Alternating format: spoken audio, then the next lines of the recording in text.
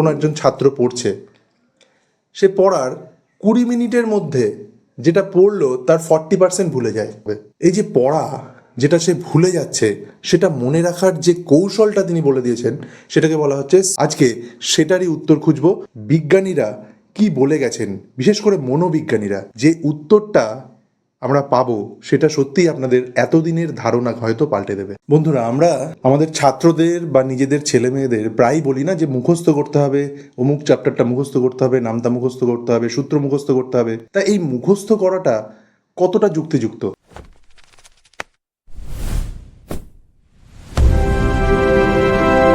অনেক ক্ষেত্রে দেখা যায় যে কোনো পড়াশুনোর সময় আমরা নিজেরাও কিন্তু কোনো কিছু মুখস্থ করি, আর এই মুখস্থ করে সত্যি কি কোনো উপকার হয়, নাকি এটা সম্পূর্ণভাবে একটা সময়ের অপচয়?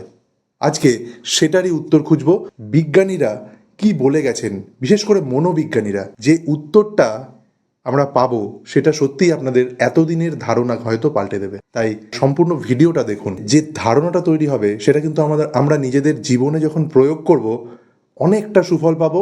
শুধুমাত্র নিজেদের কেন, আমরা আমাদের ছাত্রছাত্রীদের মধ্যেও সেই বিষয়গুলো পৌঁছে দিতে পারবো, যাতে তারাও তাদের পড়াশুনোর কাজে উন্নতি সাধন করতে পারে। সকলকে স্বাগত জানাই আমার এই চ্যানেলে। আমরা সাধারণত কি দেখি, যে ছোটবেলা থেকেই কিন্তু আমাদের বাবা মায়েরা, শিক্ষক শিক্ষিকারা মুখস্থর উপর কিন্তু জোর দিতেন। কিন্তু কিছু কিছু শিক্ষাবিদ বলছেন মুখস্থ করার যে পন্থাটা সেটা কিন্তু ছাত্রছাত্রীদের তোতা পাখি বানায়। তাহলে যদি ধরেই নিই যে মুখস্থ করলে ছাত্রছাত্রীদের একটা ক্ষতি হচ্ছে, বিশ্বের সব থেকে শিক্ষায় দীক্ষায় সর্বোৎকৃষ্ট যে সমস্ত দেশ, যেমন ধরুন ফিনল্যান্ড, জাপান, কোরিয়া, এই সমস্ত দেশগুলোও কিন্তু স্কুল শিক্ষা স্তরে মুখস্থ বিদ্যায় জোর দিচ্ছে। সেক্ষেত্রে একটা বিষয় পরিষ্কার, যে মুখস্থ করাটা অন্যায় না, কোন বিষয়গুলো আমরা মুখস্থ করব সেই বিষয়টা নির্বাচন করাটা গুরুত্বপূর্ণ। আচ্ছা, বিজ্ঞান কি বলে সেটা একটু জানি। প্রখ্যাত অস্ট্রেলিয়ান শিক্ষাবিজ্ঞানী জন সোয়েলার তিনি বলছেন তার কগনিটিভ লোড থিওরি নামক একটি তত্ত্বে, যে মানুষের ওয়ার্কিং মেমোরি সাধারণত 5 থেকে 7টা বিষয় একসাথে মনে রাখতে পারে। কিন্তু এই যে 5-7টা বিষয়ের কথা বললাম, সেটা যদি মানুষ না বুঝে মুখস্থ করে তাহলে কিন্তু অধিকাংশ তথ্যই নষ্ট হয়ে যায়। তাই নতুন করে শেখার কিন্তু আর কোনো জায়গা থাকে না। আবার সেই বিখ্যাত ব্লুমস থিওরি, ব্লুমস ট্যাক্সোনমি, যেটা আমরা প্রায় পেডাগজি পড়ার সময় পড়ে থাকি, যে তার তত্ত্ব কি বলছে, তার তত্ত্ব কিন্তু রিমেম্বার অর্থাৎ মনে রাখার বিষয়টাকে সব থেকে নিচের স্তরে রেখেছেন। আর নতুন কিছু সৃষ্টি করার জন্য একদম নিচের যে স্তরটা অর্থাৎ রিমেম্বার, মনে রাখা, মুখস্থ করা, এই বিষয়টাকে কিন্তু তিনি গুরুত্ব দিয়েছেন। তাই কোনো বাড়ি, বড় বাড়ি ঠিকমতো দাঁড়িয়ে থাকতে গেলে তার ভিতটাকে কিন্তু মজবুত করতে হয়, আর সেই ভিতটাকেই তিনি বলছেন মনে রাখার বিষয়টা। আর মুখস্থ মানে তো সেই মনে রাখাই। তাহলে ব্লুমও কিন্তু সেই মনে রাখার বিষয়ে জোর দিয়েছেন।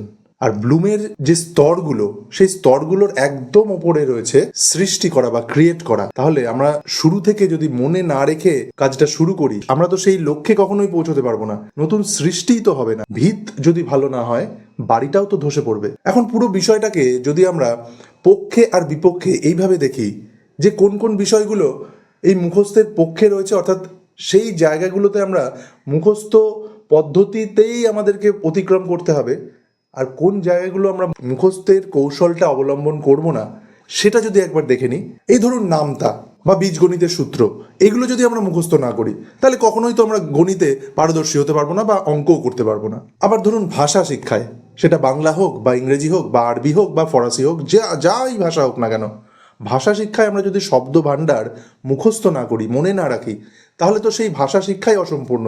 এখন ধরুন একজন ডাক্তার, তিনি মুখস্থ করবেন না বলে ঠিক করেছেন, তিনি ওষুধের কোনো কম্পোজিশন জানেন না। তিনি যখনই কোনো রোগ হচ্ছে, তিনি গুগল খুলে বসছেন, সেই রোগের সিমটম দেখে ওষুধগুলো মনে করে করে লিখছেন, দেখে দেখে লিখছেন। তাহলে কি সেটা বাস্তব ক্ষেত্রে রোগী বাঁচবে? তাহলে অবশ্যই তাকে সেই ডাক্তারি পড়ার সময়, এমবিবিএস পড়ার সময় প্রচুর এই ধরনের জিনিস মুখস্থ করতে হয়েছে।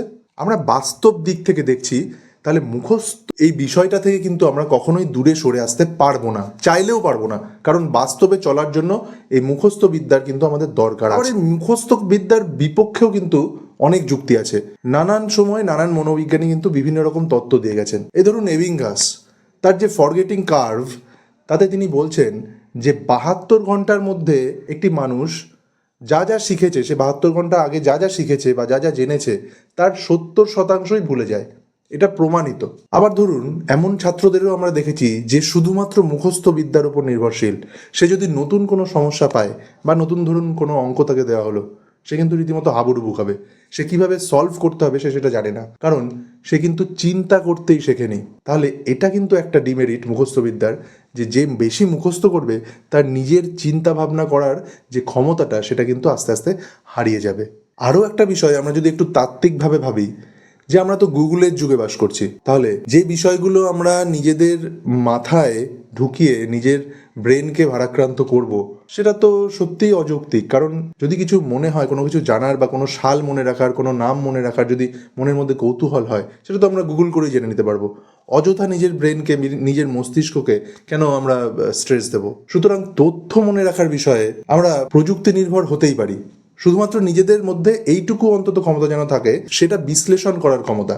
সেই বিশ্লেষণ করার ক্ষমতাটা যেন আমরা ছাত্রছাত্রীদের মধ্যে জাগিয়ে তুলতে পারি। এখন একটা অদ্ভুত থিওরির কথা আপনাদের বলবো। এই যে আমরা মুখস্থ করি বা কোনো কথা শুনি, সেটা সময়ের সাথে সাথে আমরা কিভাবে ভুলে যাই বা কতটা ভুলে যাই, সেটা এক জার্মান মনোবিজ্ঞানী কিন্তু প্রমাণ করে দিয়েছেন তার একটা ফরগেটিং কার্ভের মাধ্যমে। যেটা আমি একটু আগে বললাম, হারমান এভিঙ্গাস তার ফরগেটিং কার্ভ তত্ত্বে বলছেন, আপনারা শুনলে অবাক হবেন, যে ধরুন আপনারা পড়ছেন বা আপনার কোনো একজন ছাত্র পড়ছে, সে পড়ার 20 মিনিটের মধ্যে যেটা পড়লো তার 40% ভুলে যায়।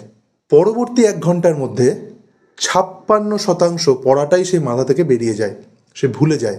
এবং একদিন পর সে যেটা পড়লো তার 74% ভুলে যায়, অর্থাৎ মাথা থেকে পুরোপুরি বেরিয়ে যায়। এবং এটা স্বাভাবিকভাবে হয়। আর 1 সপ্তাহ পর সেই পড়ার 77% আমাদের মাথা থেকে উড়ে যায়, অর্থাৎ আমরা সেটার কিছুই মনে রাখতে পারি না। তিনি যে শুধু এই ভুলে যাওয়ার তত্ত্বটাই বলেছেন তা কিন্তু নয়, তিনি কিন্তু এর সমাধানও দিয়েছেন, এবং একটা অদ্ভুত সমাধান। সেটা যদি প্রতিটি ছাত্রের মধ্যে ঢুকিয়ে দিতে পারি, ছাত্রদের জানিয়ে দিতে পারি, তাহলে কিন্তু তাদের পড়াশোনার প্রতি যে আগ্রহটাই যে শুধু বাড়বে তাই নয়, তারা কিন্তু ভীষণভাবে উপকৃত হবে। এই যে পড়া যেটা সে ভুলে যাচ্ছে, সেটা মনে রাখার যে কৌশলটা তিনি বলে দিয়েছেন, সেটাকে বলা হচ্ছে স্পেসড রিপিটেশন থিওরি। অর্থাৎ নির্দিষ্ট সময়ের ব্যবধানে যদি সেই পড়াটাই বারবার পড়া হয়, তাহলে সেটা দীর্ঘদিনের জন্য স্থায়ীভাবে মাথার মধ্যে গেঁথে যায়। এটাকে বলা হচ্ছে স্পেসড রিপিটেশন থিওরি। সেটা কীরকম? প্রথম দিন অর্থাৎ ডে 1 একটা পড়া, নির্দিষ্ট একটা টপিক খুব ভালোভাবে পড়া হলো এবং বোঝা হলো। ঠিক তার 1 দিন পর সেটা না দেখে খাতায় লিখতে হবে যে আমি 1 দিন আগে কি পড়েছি। আর 7 দিন পর আমি যেটা পড়লাম সেটা অন্য কোনো ব্যক্তিকে বোঝাতে হবে যে আমি কি পড়েছি। ফলটা কিন্তু খুব দীর্ঘস্থায়ী। আমি নিজে যেটা পড়লাম সেটা যখন আরেকজনকে বোঝাচ্ছি, খুব সহজ করে উপস্থাপন করছি, সেই বোঝাটা, সেই কনসেপ্টটা কিন্তু অনেক দিন পর্যন্ত আমার নিজের মাথায় বসে যায়।